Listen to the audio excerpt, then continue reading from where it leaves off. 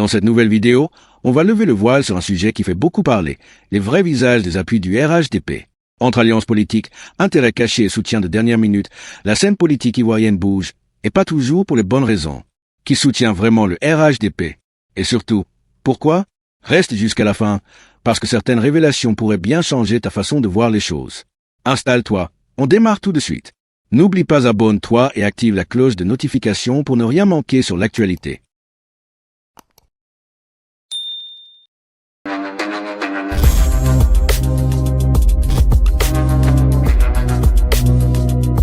Participation publique. Monsieur, bien avant ce geste d'un président de conseil d'administration de structures publiques en Côte d'Ivoire, les producteurs de café et de cacao avaient déjà remis, si vous avez souvenir, 20 millions de francs CFA lors de l'annonce du nouveau prix Borchamp du cacao au parc des expositions d'Abidjan au président Ouattara pour la campagne présidentielle. Quelles sont vos analyses? On commence par vous, Cheikh Oumar Doumbia. Bon, la loi dit qu'on ne remet pas au parti, donc quand on remet à un homme, ça fait une différence vis-à-vis de la loi. Néanmoins, je pense que dans cet exercice d'élection, nos États sont suffisamment jeunes et qu'au fil du temps, les législations vont s'améliorer parce qu'au fil que des cas se présentent, il va falloir améliorer les législations en la matière. Et maintenant, la question qui est posée, c'est, OK, quand une situation qui n'est pas conforme à la loi se présente, est-ce que la réaction est automatique de la part des juridictions ou est-ce que la réaction attend la fin du processus électoral? Donc, c'est toutes ces questions-là qui restent posées et que peut-être les juristes les mieux aiguisés en la matière vont devoir répondre et vont devoir éclaircir cette situation. Mais c'est aussi une nécessité pour les partis impliqués, parce que bon, on entend beaucoup RHDP, mais je suis sûr que chaque parti politique trouve ses soutiens, de pouvoir orienter leur soutien sur la meilleure façon de contribuer à leur effort de campagne. Donc c'est ce travail aussi d'éducation qui doit se faire pour pouvoir maintenir la transparence des campagnes, parce que si les fonds continuent à tomber comme ça, les gens peuvent dire, bon, la campagne soit-elle injuste, et surtout, il faut aussi plafonner le financement des campagnes. Parce que, bon, c'est bien de dire comment est-ce que ça doit se faire, qui peut faire quoi, mais c'est aussi bon de dire, bon, aucun parti ne peut être financé sa campagne au-delà de telle somme. Donc, ça créerait peut-être une certaine forme d'équité légale qui pourra permettre de rendre la compétition beaucoup plus juste. Parce que, bon, le parti au pouvoir, c'est toujours le parti au pouvoir. Maurice Grandboutier, est-ce que vous comprenez cette sortie d'Antoine Boisbré-Nizako, qui est le président du conseil d'administration de la SODEFOR, partant de toutes ces autres initiatives qu'il y a eu de soutien en faveur d'Alassane Ouattara, le candidat du RHDP? Bien, je dois dire que la réaction de la conférence des présidents du conseil d'administration ne m'étonne pas. Pourquoi? Parce que notre démocratie aujourd'hui, en ce 21e siècle, est souvent taxé de corporatocratie. On parle de corporatocratie lorsqu'on se retrouve dans un régime où des corporations, qu'elles soient publiques ou privées, s'associent pour emmener quelqu'un au pouvoir. Et on attend justement que lorsque cette personne arrive au pouvoir, puisse prendre des décisions en notre faveur. Et donc ça se voit partout. Est-ce que cette sortie est malaisante pour le RHDP? Moi, j'aimerais toucher 4 points. Ouais. Déjà, le statut légal de la conférence des PCA. Ensuite, l'origine des montants. Troisièmement, la perception, on va dire le niveau éthique. Et puis enfin, la posture que je juge inappropriée de l'opposition. Au niveau du statut légal, la loi indexe les sociétés publiques. Là, il ne s'agit pas des sociétés, mais il s'agit des tenants de ces sociétés-là. Donc, à moins qu'on ne sorte une preuve ici pour dire que la conférence des PCA a été créée par décret, cette organisation n'est pas une organisation publique. C'est une organisation privée. Ça peut être un club d'hommes d'affaires, peu importe. Ensuite, l'origine des montants. Moi, j'aurais aimé qu'on questionne l'origine des montants, non pas seulement au niveau des plateaux, mais qu'on aille regarder dans les chiffres. Aujourd'hui, à ce jour, je n'ai pas entendu dire des gens avoir diligenté des enquêtes pour se rassurer du fait que l'argent provenait des caisses de l'État ou pas. Sachant qu'en 2019, l'État ivoirien a perdu près de 1400 milliards au niveau de la corruption. Au troisième point, au niveau éthique, justement, je suis tout à fait d'accord avec Alamine Fofana. Il y a un manque de jugeote. Vraiment, cette sortie-là, en mon sens, n'était pas belle à voir. N'était pas belle à voir parce que ça prouve d'une certaine manière que la politique en Côte d'Ivoire est une affaire de riches. Qui te soutient? Est-ce qu'il y a des barons par derrière qui te soutiennent? Et je vais enfin finir par la posture que je juge inappropriée de l'opposition.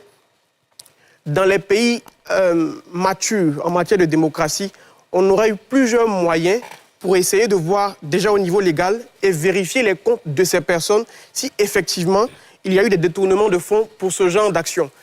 Il ne faut pas s'arrêter aux 100 millions.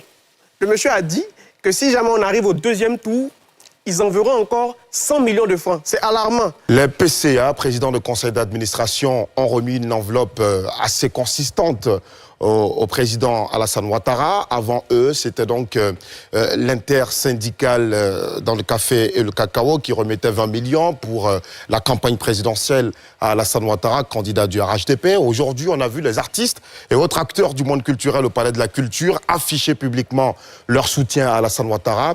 Awa Dombello doit être sérieusement inquiété là. Non, pas du tout. Pas du tout. À tel point qu'on se dit que c'est peut-être nous qui inquiétons. Je vais m'expliquer. Vous voyez, contrairement à mes habitudes, je suis arrivé en retard.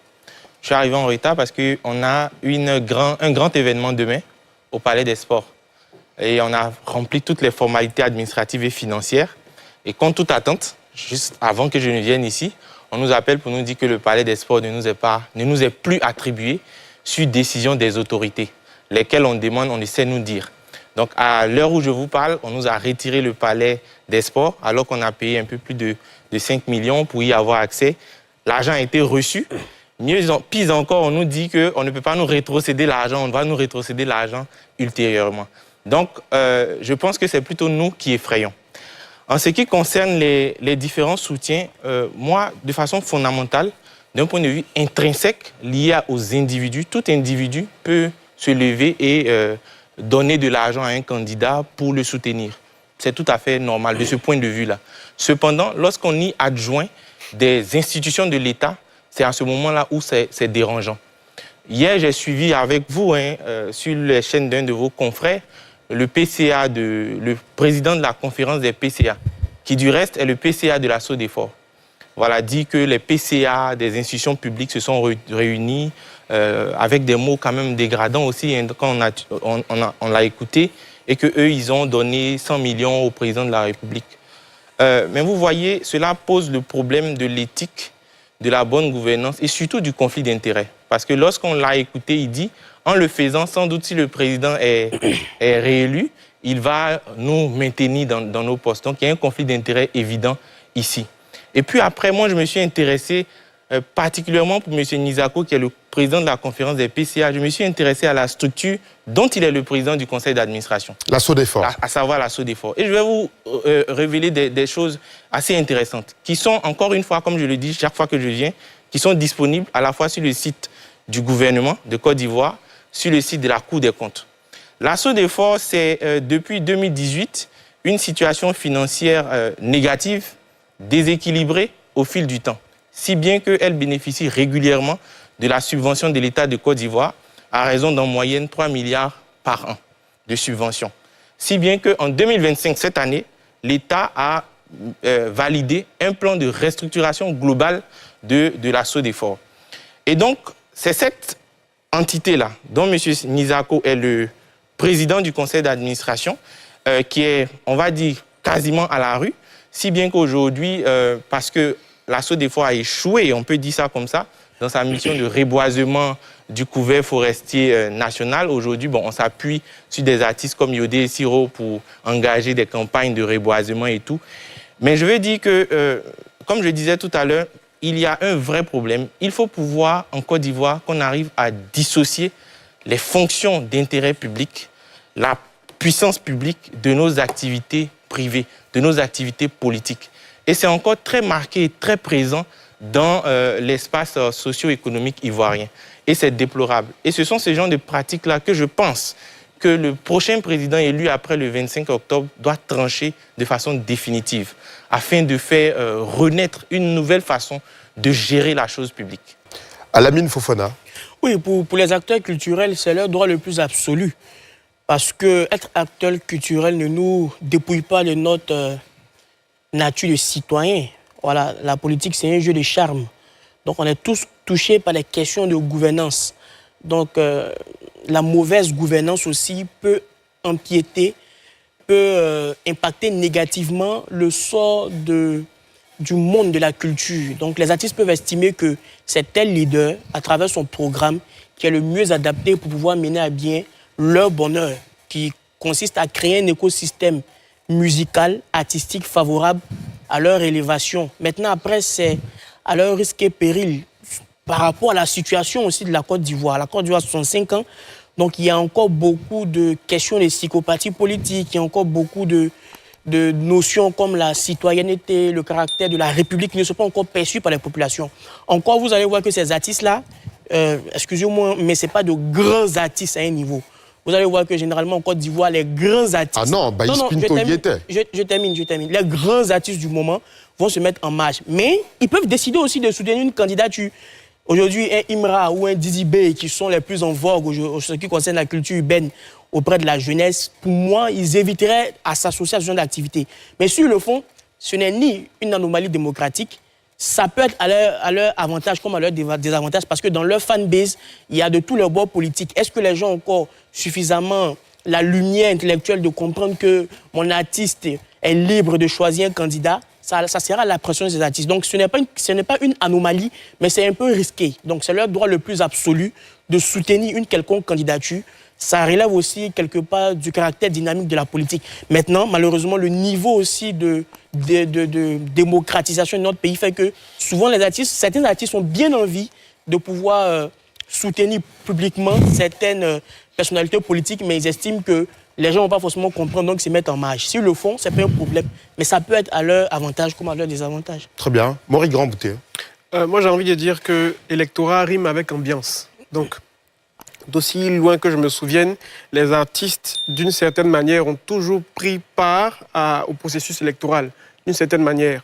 On a pu voir des cas comme la diva Aïcha Koné ou encore Serge Kassi, qui s'étaient affichés avec le parti au pouvoir à l'époque. Mais aujourd'hui, on peut constater, de façon factuelle, que leur carrière a pris du plomb dans l'aile. Et aujourd'hui, on peut voir d'autres personnes comme Yodé et Siro et autres qui sont très engagés, qu'on voit très souvent dans des meetings du PPA. Je ne dis pas qu'ils ont pris des cartes de parti ou non. Même aujourd'hui, il y a eu une cérémonie d'hommage au président Alassane Ouattara. On a vu Roselyne Layo aller là-bas. Ces personnes n'ont pas forcément pris des cartes de parti, mais c'est une posture très, très sensible pour eux en tant qu'artistes. Parce que si le pouvoir change et que dans certaines conceptions, on a envie de les verrouiller, c'est très facile pour un homme politique. Donc, même aux États-Unis, on a pu le voir avec... j'oublie son nom. Il y a un artiste qui a demandé clairement, je crois que c'est Pharrell Williams, qui a demandé clairement à Donald Trump de ne pas utiliser sa musique lors de ses campagnes. Parce que, en tant qu'artiste, on sait une chose, c'est que la voix qu'on apporte. Voilà, et donc c'est à nous maintenant de pouvoir choisir nos combats. Ce n'est pas une structure politique, donc ils peuvent faire ce qu'ils veulent. Donc c'est ce que j'ai à dire en tout cas par rapport aux artistes. Un dernier commentaire, Franck-Stéphane Dédy. Oui, moi, comme je disais tout à l'heure, tout individu de la société, de quelque milieu qu'il soit, a le droit de soutenir qui il veut. Cependant, comme je dis, il ne faut pas faire des mélanges de genres. Une fois que les mélanges de genres ne sont pas faits, moi, je suis totalement à l'aise. Sinon, ça va dénier à ces personnes-là leur qualité de citoyen à la base. Mais comme je disais tout à l'heure, quand on a été PCA de la SONATT qui a été fermée, quand on est PCA d'une société comme la SODEFOR qui est en déficit structurel depuis une dizaine d'années, on se doit de faire profil bas et peut-être d'envoyer à sa place d'autres PCA dont les sociétés sont beaucoup plus reluisantes. Alors, on n'a pas encore lu que... Voilà, tu connais maintenant les vrais visages derrière les soutiens du RHDP. Mais ce n'est qu'un début. D'autres épisodes vont venir pour décoder ensemble les enjeux politiques en Afrique, sans filtre et sans langue de bois. Dis-moi en commentaire ce que toi, tu penses de ces alliances, et n'oublie pas, cloche, abonne-toi, like la vidéo et partage-la pour qu'on fasse entendre la voix de la jeunesse africaine. On se retrouve très bientôt pour un nouvel épisode. On parle Afrique, on parle vrai.